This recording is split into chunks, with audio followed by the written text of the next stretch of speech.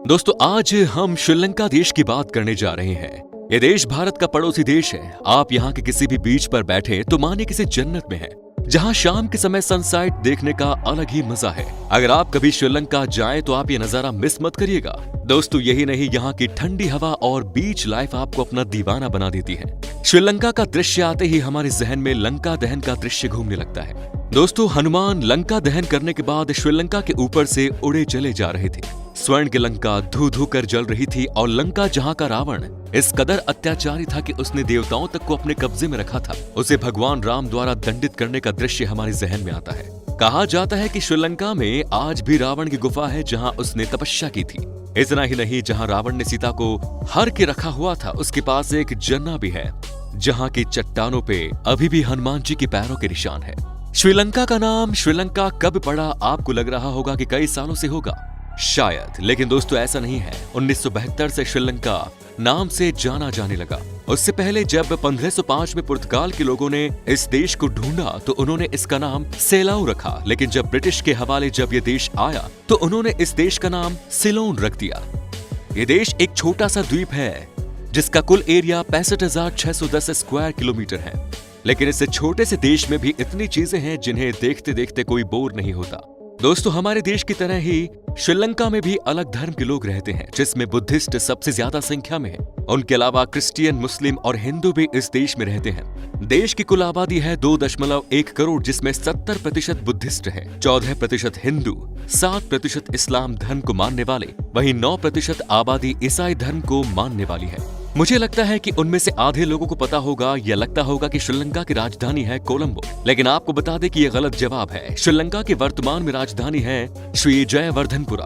अब दोस्तों आगे से इस बात का ध्यान रखिएगा कि श्रीलंका में 2 तरह की मुख्य भाषाएं बोली जाती हैं। पहली है सिंगली, दूसरी है तमिल। हालांकि इन 2 भाषा बोलने वालों के बीच में कई बार आपस में झपट हो जाती है, क्योंकि दोनों का ये दावा है कि श्रीलंका को इस मुकाम पर ले जाने में उनकी भूमिका मुख्य है। दोस्तों एक समय था जब श्रीलंका को हाथियों का देश कहा जाता था। यहाँ पर 20वीं सदी की शुरुआत में हाथियों की संख्या 15,000 से 20,000 हुआ करती थी, लेकिन कई लोगों ने हाथियों को मारने का काम शुरू कर दिया। आज की तारीख में यहाँ पर मुश्किल से 6 से 7,000 हाथी ही पाए जाते हैं। वैसे दोस्तों आपको क्या लगता है श्रीलंका का नेशनल स्पोर्ट क्या होगा? हम में से कई लोगों को ये लगता है कि श्रीलंका का नेशनल खेल होगा क्रिकेट, क्योंकि वो बहुत अच्छे खेलते हैं, लेकिन इसका सही जवाब है वॉलीबॉल। श्रीलंका की टीम ने शायद ही इस खेल में कुछ अचीव किया होगा, लेकिन फिर भी वॉलीबॉल इस देश का नेशनल स्पोर्ट है। क्या आपको पता है श्रीलंका दुनिया का एकमात्र ऐसा देश है जिस देश की पहली प्रधानमंत्री एक महिला थी और इनका नाम था सिरी मावो भंडारनायके। दोस्तों श्रीलंका को नेचुरल ब्यूटी माना जाता है। इस देश में आपको सब कुछ देखने को मिल जाएगा, लेकिन आपको बता दें कि इस देश में झरने बहुत ज्यादा बड़ी संख्या में है, पर इन्हीं झरनों की वजह से बनाई जाती है बिजली। नेचुरल रिसर्च के मामले में श्रीलंका बहुत धनी देश है। दोस्तों आपको जानकर हैरानी होगी कि श्रीलंका देश का एक शहर है जिसका नाम है कैंडी, जहां पर भगवान बुद्ध का एक मंदिर है, जहां आज भी भगवान बुद्ध की एक दांत रखी हुई है जिसे लोग पूजते हैं। वैसे बॉलीवुड की अभिनेत्री जैकलिन फर्नांडिस के बारे में तो आपको पता ही होगा, काफी खूबसूरत दिखती है।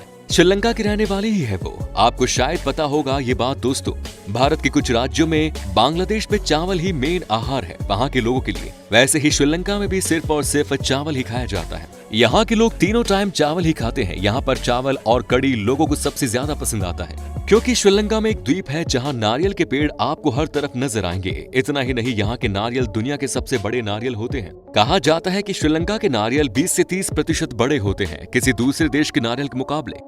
एक आदत जो कि श्रीलंका के लोगों की सबसे अच्छी है कि यहाँ किसी भी इंसान का नाम किसी जाति या धर्म से नहीं लेते। इस देश में सभी श्रीलंकन हैं। आपको जानकर खुशी होगी कि साउथ एशिया देशों की बात की जाए तो श्रीलंका के लोग सबसे ज्यादा पढ़े लिखे हैं। यहाँ की लिटरेसी रेट 92% है। वहीं अगर हमारे देश हिंदुस्तान की बात करें तो यहाँ की लिटरेसी रेट आज भी 75% क्रॉस नहीं कर पाई है, लेकिन ये बात पक्की लगती है कि कुछ सालों में हम ऊपर आ जाएंगे। दोस्तों कभी आपने गांव में मिलने वाली ताड़ी का नाम सुना है, जो थोड़ा नशीला होता है? इसे नारियल पानी और सड़े हुए चावल की मदद से बनाया जाता है। यकीनन आपको पता होगा इसके बारे में। श्रीलंका में भी इसको सब पीते हैं। एक तरह से ये एक फेवरेट ड्रिंक है जिसे यहाँ पर अराक के नाम से जाना जाता है। आपने देखा होगा कि श्रीलंका में जब भी कोई क्रिकेट मैच होता है तो दर्शक भारी संख्या में स्टेडियम पहुंचते हैं और उसके बाद स्टेडियम खूब म्यूजिक बजाते हैं। कहा जाता है कि इस देश के लोगों के बीच म्यूजिक बहुत पॉपुलर है। हर मौके पर ये स्पेशल म्यूजिक प्ले करता है जिसका नाम है बेला। अगर आपने इसे नहीं सुना है तो इसे जरूर सुनिएगा, आपको बहुत मजा आएगा। आपको बता दें कि श्रीलंका में एक ही इंटरनेशनल एयरपोर्ट है जो इस देश के सबसे बड़े शहर कोलंबो में है। यहीं से आपको किसी भी देश की फ्लाइट मिलती है और किसी भी देश से आते हुए आप यहाँ लैंड भी करते हैं। वैसे तो श्रीलंका छोटा सा देश है, लेकिन पैसों के मामले में यह देश और यहाँ के लोग किसी से कम नहीं है। भारत की तुलना में प्रति व्यक्ति आय दुगनी है। कहा जाता है कि यहाँ पर भी करोड़पति लोगों की कमी नहीं है। दोस्तों आपको बता दूं कि 20वीं सदी की शुरुआत में श्रीलंका मलेशिया से बहुत ज्यादा प्रभावित था और उसके ऊपर निर्भर था। दोस्तों श्रीलंका भी भारत की तरह अंग्रेजों का गुलाम था। हम 15 अगस्त 1947 को आजाद हुए थे। श्रीलंका 4 फरवरी 1948 को आजाद हुआ। आपको बता दें कि श्रीलंका में चाय के बागान बहुत ज्यादा मिल जाएंगे। साथ ही चाय को अलग अलग देशों में एक्सपोर्ट करना भी श्रीलंका का मेन सोर्स इनकम है।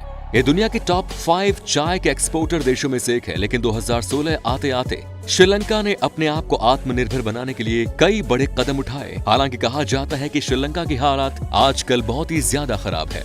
यहाँ के प्रेसिडेंट ने जो चीन के साथ ट्रेड का फैसला किया था, अब वो आज उनके लिए बैकफायर फैसला कर चुका है। पर चीन ने इन्हें डेड क्राफ्ट में फंसाकर इनका हम्बनटोटा नाम इलाका अपने कब्जे में कर लिया है। क्या आप बता सकते हैं कि श्रीलंका के नेशनल बर्ड का नाम क्या है?